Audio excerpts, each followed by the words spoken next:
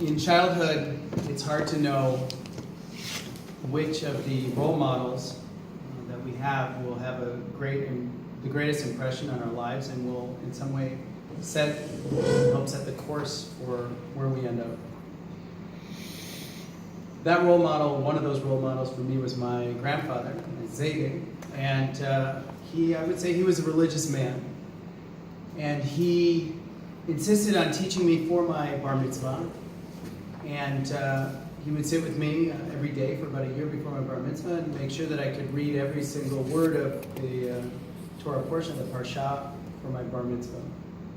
Shortly, and little did I know during that time, my grandfather, my Zaydek, was sick with cancer. And very shortly after my bar mitzvah, he was in a wheelchair and he was in the front row, and sick, but he was smiling, and he passed away.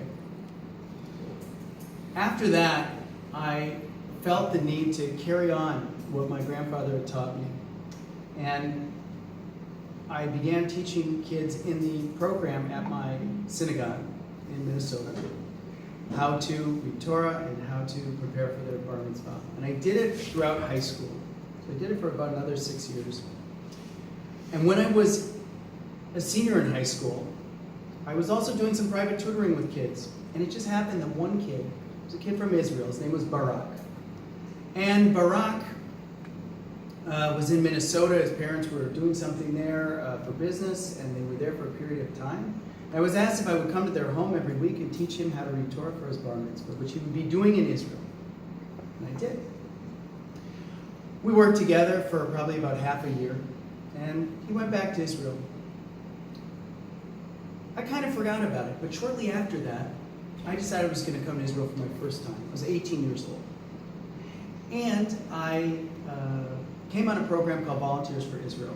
And I was stationed at Volunteers for Israel, places people in army bases and hospitals. I was stationed in Tel Omer in Tel Aviv.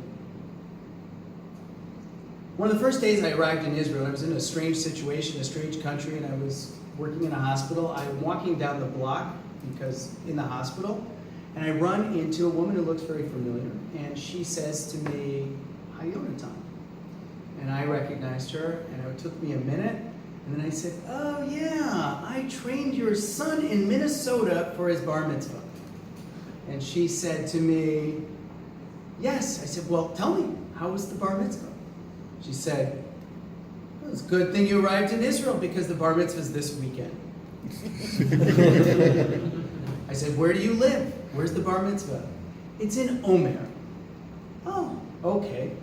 So I traveled that first Shabbat down to Omer, and I came to the bar mitzvah of Barak at the Magen Avraham synagogue. And I came, and it was a conservative synagogue, just like I had grown up in, and I was impressed. I thought, in Israel, Judaism is just like in America. And, but little did I know that that's not exactly true. I'm going to fast forward now, over 20 years. I won't say exactly how many, but a few more than 20 years. And I had, between those times, I had worked in another career, and I had studied in rabbinical school in Jerusalem. And I had moved back to Minnesota to be a rabbi in a large community. And after about a year of being back in Minnesota, a group of kids, 17-year-old, come to my synagogue to visit. And I picked them up at the airport, and I spoke Hebrew with them, and I took them around, and made a barbecue for them. This was a group of teenagers from Omer, from the congregation in Omer. And before this group left Minnesota to go back to Omer, they said to me, one kid said to me, "You're going to be the rabbi in Omer." And I said, "But I have a job. I'm the rabbi in Minnesota." He said, "You mark my words, you are going to be the rabbi in Omer." Apparently, this group of kids went back to Omer and talked about this rabbi who had studied in Israel, but who was from Minnesota, and that they should, when they're looking for their next rabbi, which was coming up soon, someone was retiring, they should call me. And I got a call. We have this relationship between the two congregations. And I accepted to come for a visit.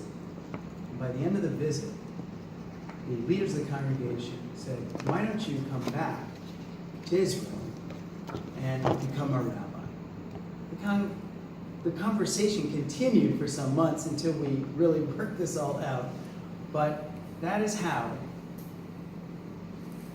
a Minnesota boy ended up being a rabbi in Omer, Israel.